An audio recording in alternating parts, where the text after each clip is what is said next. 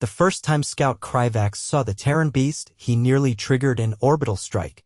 It was early morning on Sol 3 Earth as the humans called it, and Krivax had been sent as part of the preliminary reconnaissance team for the Zalari Concord. His mission was simple: observe the local life forms, determine threat levels, and avoid direct contact. The usual protocol for a newly discovered sentient civilization. He hovered 30 meters above the ground in his cloaked observation pod, sensors tuned to the forest clearing below. The humans had been camping there for 2 cycles. The male, approximately 2.1 meters tall, lean, sunburned in patches, and covered in an inefficient mix of cloth and what he'd identified as artificial animal skins, was currently crouched near a fire pit.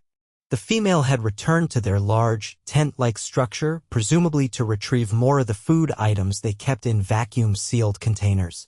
Krivax wasn't particularly interested in their dietary habits or their inefficient fire-starting attempts. What caught his attention and prompted him to issue a soft alert signal to the command ship was the creature bounding toward the male at an alarming speed. It was massive.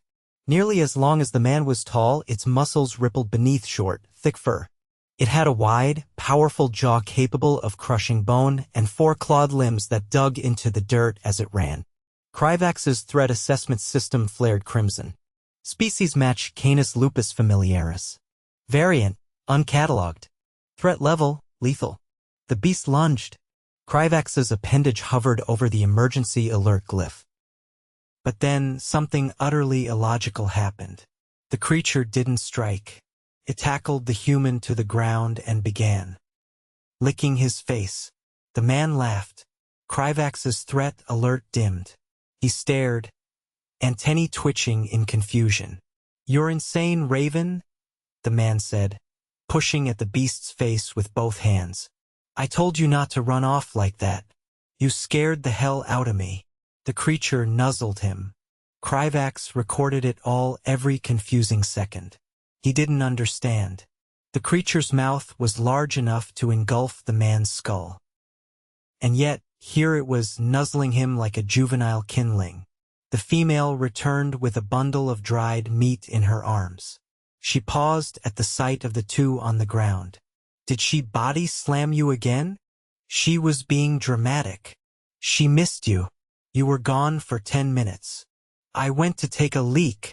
Krivax's translator struggled with the last term, categorizing it as a biological waste expulsion, but it made no sense in context. He filed it away for later. The female crouched beside the male and scratched the beast behind the ears. "Good girl, Raven." The beast panted happily, tongue lolling out.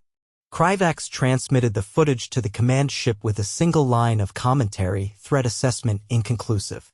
Subject behavior contradictory. 3 hours later, Krivax was ordered to make contact. He descended just after sunset. The humans had set up lights around their campsite, powered by a humming generator. The male was tinkering with a metal container, muttering to himself. The female was stringing up some kind of hammock between 2 trees. The beast Raven lay nearby, eyes half-lidded, tail flicking. Krivax stepped into the light. The humans froze. Raven didn't. The beast leapt to its feet, barked once, then ran directly at him. Krivax activated his shield and braced for impact. The creature hit him full force and the shield flared. But instead of attacking, Raven sat down and wagged her tail. The male stepped forward slowly, hands raised. "She's friendly. Don't worry." Krivax's translator chirped. "Clarify, friendly in this context. She won't hurt you." Krivax tilted his head. "She attempted to tackle me. That's her way of saying hello." Krivax looked down at the beast.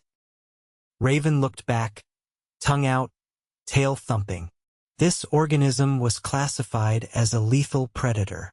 The man grinned. "She is. To squirrels." The female approached, holding a small device. "You're not human." "Correct. I am Scout Krivax of the Zalari Concord." "You are." "Rhea Knoll. This is Deren Falk. And that's Raven." Deren crouched beside the dog and scratched her chest. "She's my best friend."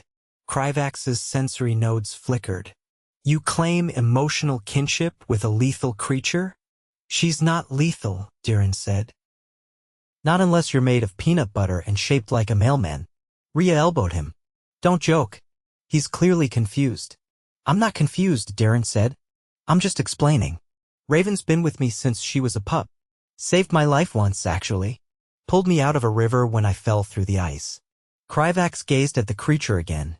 She rescued you? Yeah. She almost drowned doing it. Took her days to recover. Krivax processed this. That is not typical predator behavior. Nope, Deren said. But she's not typical. Rhea gestured to the logs around the fire. You want to sit? Or do you hover? I can sit. The next hour passed in a strange mix of awkward conversation, translator errors, and Raven repeatedly trying to climb into Krivax's lap. She likes you, Deren said. She is attempting to assert dominance. No, she just wants attention. Raven licked Krivax's face. He nearly triggered his emergency beacon. Stop freaking out, Deren said, laughing. It's affection. Krivax wiped his face with a disinfectant wipe. This is not how affection is typically expressed. Well, it is here. Later that night, Krivax returned to his pod and filed a new report. Subject Deren Falk maintains a deep emotional bond with a biologically dangerous creature. Behavior displays significant tolerance of physical risk. Further study recommended. The next morning, Krivax was still processing the information when a distress signal flared from the humans' camp. He responded instantly. Raven met him halfway, barking frantically, tail stiff. Krivax followed. Deren was on the ground, leg twisted at an unnatural angle, face pale. Rhea knelt beside him, trying to keep him from moving. He slipped climbing the ridge, she said. We think it's broken. Krivax scanned the limb. Fracture confirmed. Tibia and fibula mid-shaft. Deren groaned. That explains the lightning bolts in my leg. You require medical attention. Rhea nodded. Can you help? I can stabilize him. Transport will be required. Krivax called for an evac drone. While they waited, he applied a temporary stabilizer around the leg. Deren clenched his teeth but didn't scream. You are remarkably calm for someone with a compound fracture. I'm not calm, Deren said, sweat dripping down his face. I'm just used to getting hurt. Krivax queried this. Elaborate. I used to do wilderness rescues. Fell down a cliff once. Broke 3 ribs and a collarbone. Laid there for 6 hours before anyone found me.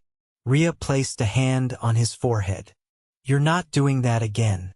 I swear. Raven lay beside him, head on his chest, whining softly. The drone arrived 10 minutes later.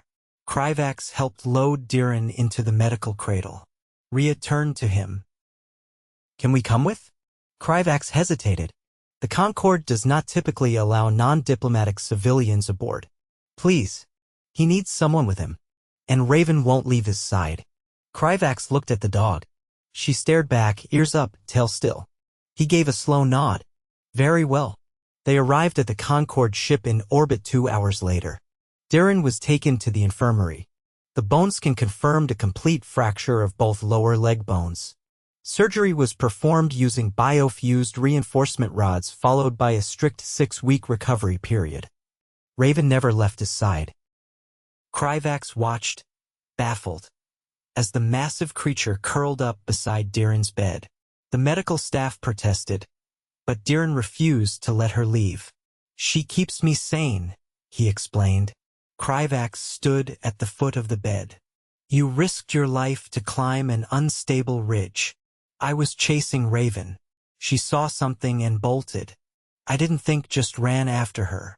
You endangered yourself for her. Deren grimaced. Yeah, she'd do the same for me. Krivax shook his head slowly. This bond is extraordinary. Rhea stood beside him, arms crossed. That's just how it is. She's family. Krivax filed his final report that evening. Conclusion: human emotional bonds with non-sentient predators defy standard classifications. Subject Deren Falk demonstrates high risk tolerance for the sake of interspecies companionship. The creature known as Raven exhibits loyalty and protective behavior inconsistent with expected predator instincts. Recommend full sociological study of human-animal relationships. Subject quote, "She's my best friend." Krivax stared at the footage of the beast licking Deren's face, tail wagging, eyes bright, then quietly shut off the monitor. The first time Raven growled aboard the Zalari medical frigate, 2 crew members dropped their nutrient trays and 1 technician flattened against a wall panel, hyperventilating. Krivax had warned command. He'd flagged every behavioral log, filed every anomaly, uploaded hours of footage. He'd even attached a 72-page analysis from the linguistics division attempting to decode the sound variations of "good girl." Still, the directive had been clear. Continue diplomatic observation. Maintain proximity to the humans. Which is how he ended up standing in the corridor outside the recovery bay, watching Raven plant herself in front of the door and snarl at a wide-eyed sanitation drone that had dared to approach with a mop. "She doesn't like that whirring noise," Deren said from his bed, swinging a crutch over to prop open the door. "Reminds her of the vacuum at my uncle's cabin. She hated that thing." Krivax turned to the sanitation tech, who was currently backing down the corridor at a cautious tilt. "Please reroute maintenance. Sector 12 is currently under protective occupation." The drone let out a dejected beep and reversed course. Raven sat down, satisfied. "I'll talk to her," Deren offered. "You have already spoken to her." "Multiple times?" "Well, she's stubborn." "Stubbornness implies resistance to logic." "She is not operating on logic." "Exactly. She's operating on love." Krivax's ocular cluster twitched. "That is not a recognized navigation protocol." Deren leaned back against his headrest and rubbed behind Raven's ears. "It is for her." Krivax had no response to that. By the 5th day, Rhea had taken up unofficial residence on the ship. She slept in a fold-out cot beside Deren's bed and had become a minor celebrity among the crew for her effortless ability to open sealed ration packs with her teeth, something even Zalari soldiers struggled with when gloves were involved. On the 6th day, a diplomatic team from the Avar coalition arrived unannounced. They did not knock. Krivax intercepted them in the docking vestibule, antennae twitching in annoyance. "You are early," he said. "We are curious," replied Envoy Jurek, a tall, feathered biped with an eye cluster that shimmered like oil. "We heard rumors. A human bonded to a predator. We wish to observe." Krivax stepped aside reluctantly. "You may observe. Do not provoke." Jurek II, a stocky avian with a jagged beak, let out a low warble. "We bring gifts." Krivax winced. "What kind of gifts?" "You will see." He did.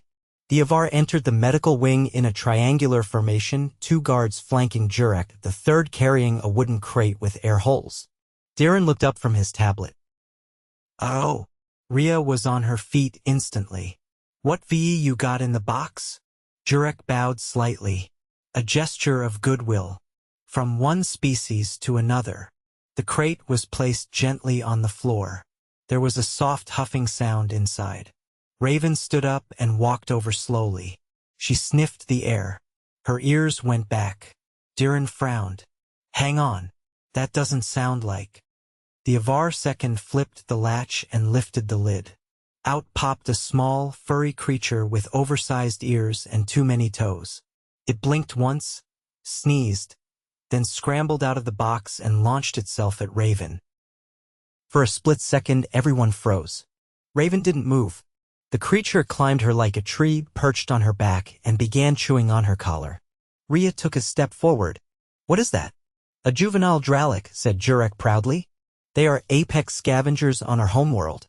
Very adaptable. We believe it will bond well with your companion." Raven turned her head and licked the Dralic, who responded by squeaking and curling into her fur. Deren looked at Krivax. "Is this normal diplomacy?" Krivax was already updating the incident log.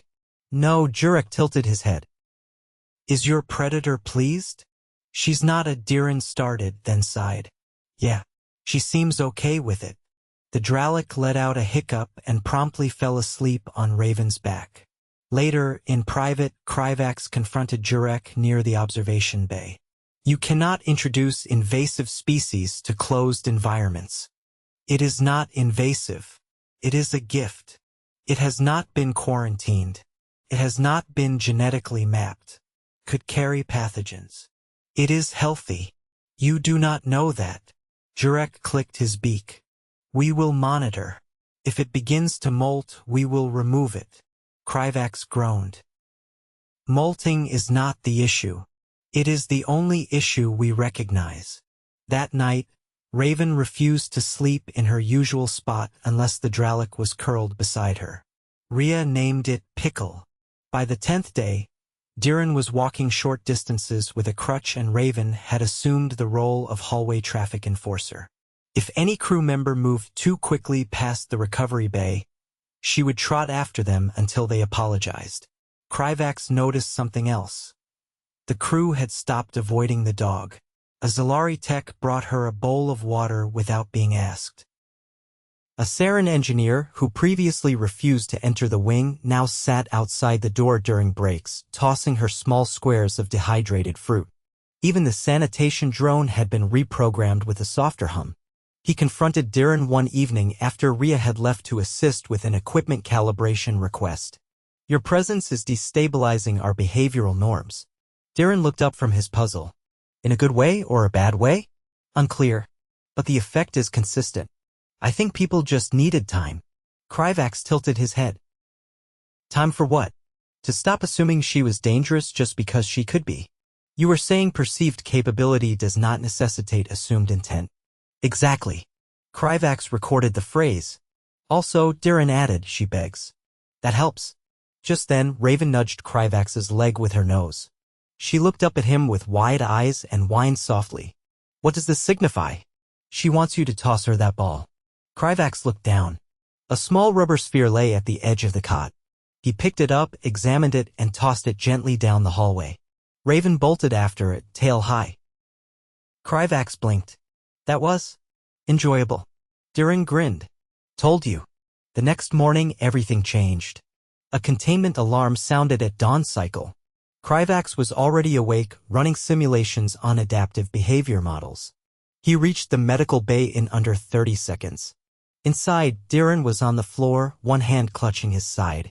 The biomonitor beside his bed flashed red. Krivax knelt beside him. What happened? Deren grit his teeth. Something's wrong. Deep cramp on the right. Hurts like hell. Describe the sensation. Sharp. Like something's twisting inside. Came on fast. Krivax activated the emergency diagnostic scanner. The display blinked once, then showed an inflamed appendix. We need to operate, Krivax said. Now. Deren nodded. Do it. Anesthetic will be administered intravenously. You may feel, I know the drill. Just go. Rhea appeared seconds later, breathless. What happened? Appendix rupture risk, Krivax replied. We're prepped for removal. She knelt beside Deren and took his hand. You're gonna be fine. I know, he said, eyes already closing. Just make sure Raven doesn't eat the Dralic while I'm out. Krivax performed the procedure himself. The Zalari surgical interface was designed for multi-species adaptability, and he had trained on over 35 anatomies. Still, human biology was notoriously unpredictable. He adjusted suction levels, bypassed a minor vessel anomaly, and removed the inflamed organ in under 17 minutes. Deren remained stable throughout. Hours later, he woke to find Raven curled beside him, Pickle nested between her front paws, and Rhea asleep in the chair. He groaned softly. Am I still alive? Krivax appeared at the foot of the bed. You survived. The probability was high. Thanks for the vote of confidence. I have updated your medical file. You are now classified as organically unpredictable. Deren laughed weakly. Sounds about right. Krivax hesitated. Your pet Raven remained outside the surgical chamber the entire time. Refused to move. No one could coax her away. Deren reached down and ruffled her ears. She knew I'd come back. Pickle squeaked approval and sneezed. Krivax turned to leave, then paused. Your species is alarming. But effective. Deren smiled. Well, we try. Krivax made a note in his report. Subject required emergency internal surgery. Companion animal displayed unwavering vigilance during procedure. Emotional bond appears bilateral. Behavior continues to challenge all known threat models. Recommend reevaluation of species classification. He closed the file with a quiet hum, already anticipating how the Avar would react to that. The Dralic threw up on the navigation console. It happened just after midday cycle. Krivax was guiding the humans on a routine orientation tour through the forward operations deck, a diplomatic courtesy. He'd been told. It had been a week since Deren's surgery, and though he was still limping with the help of a brace, his recovery had been swift, annoyingly so. Human tissue regeneration was erratic but stubbornly determined, much like the rest of their biology. The Dralic, Pickle, had been perched on Raven's back the entire morning, twitching happily every time a new corridor appeared.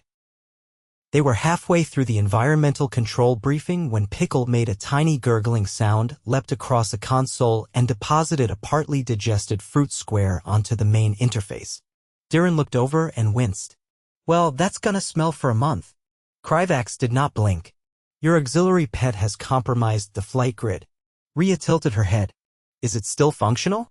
Krivax tapped the console. It beeped, hesitated, then rebooted with a ripple of static. Yes, but the scent profile has permanently altered the interface gel. We will need to reinstall the epidermic panel. Sorry, Deren said. He gets motion sick. You are on an inertial stabilized ship with zero gravitational shift. He's still new to travel. Raven trotted over and sniffed Pickle, who now looked visibly relieved. She licked the smaller creature once, then sat down with a huff.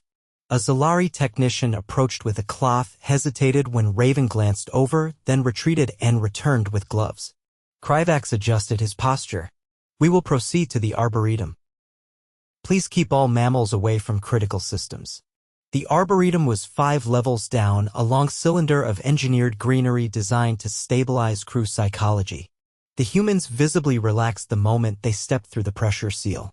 Now this, Rhea said, is more like home. Deren lowered himself onto a bench, Raven settling at his feet. Smells like summer.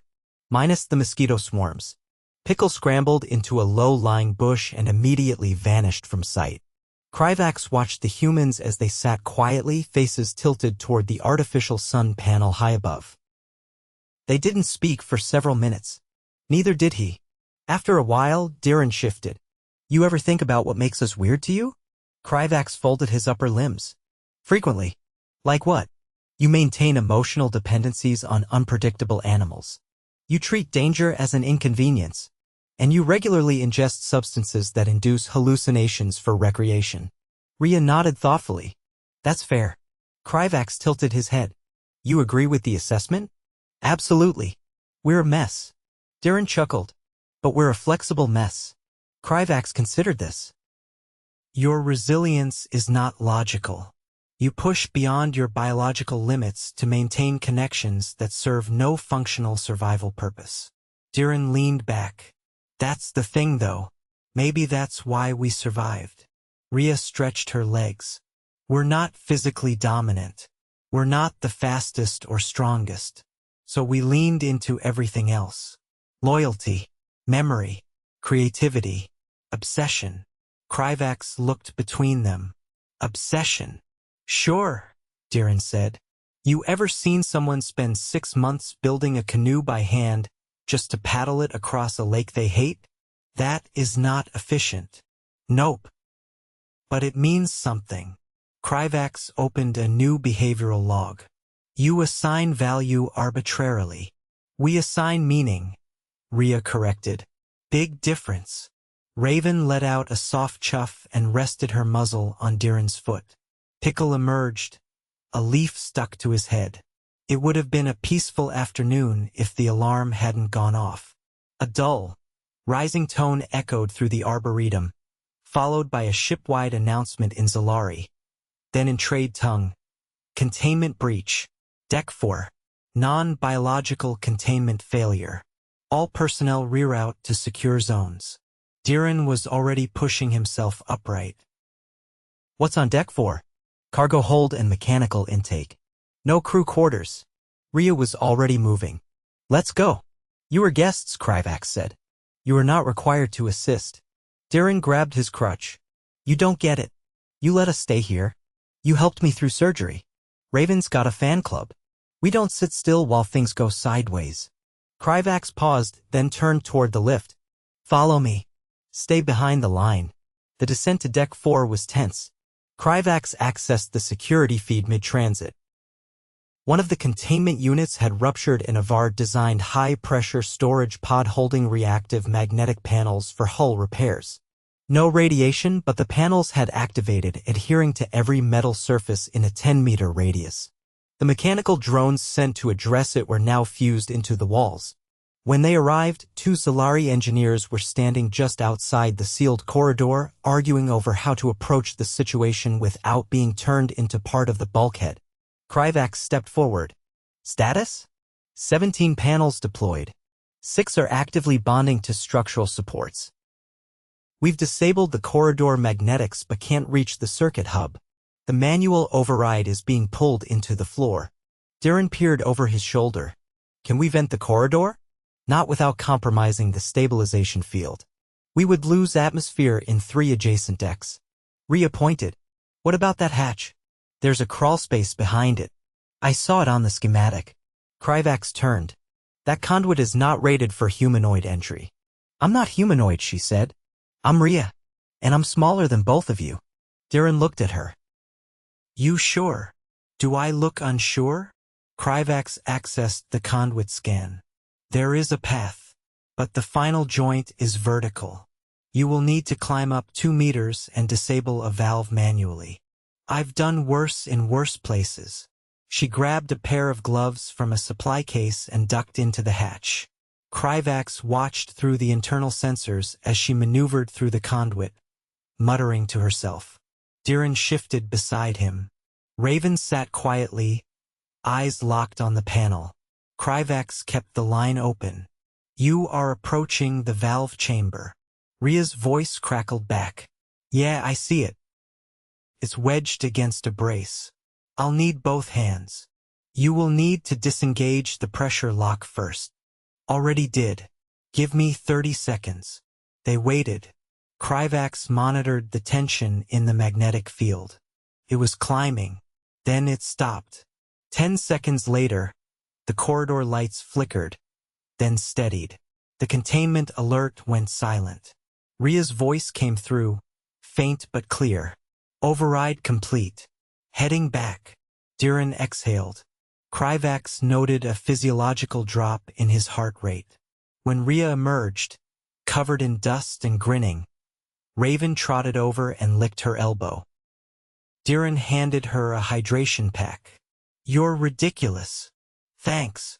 Krivax logged the incident. Human guest neutralized a high-risk containment breach using improvised access and minimal tools. Risk tolerance remains high. Success rate inexplicably consistent. Later, as the corridor was cleared and the engineers returned to their work, Krivax stood with the humans just outside the arboretum. The ship had settled. No new alarms. No further surprises. You do not behave like most species, he said.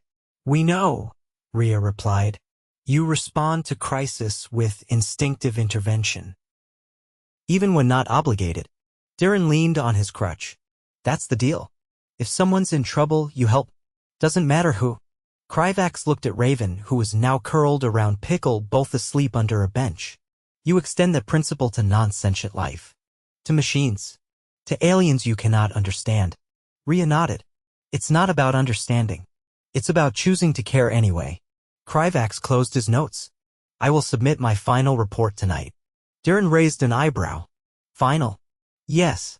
Your behavior has been sufficiently documented. There are no further anomalies to explore. Rhea smiled. So we're not a mystery anymore? Krivax turned, antennae angled thoughtfully. No, you are still a mystery, but now you are a known one. He left them in the quiet hallway, the artificial sun casting long shadows behind. As he stepped into the lift, he could hear Raven snoring softly, Pickle making tiny hiccup noises beside her. In his final entry, Krivax wrote, Humans are not predictable. They are not safe. They form bonds without logic, act without guarantee of success, and prioritize emotional connection over efficiency. And yet, in every scenario, they adapt. They protect. They endure. This is not a threat. This is their strength.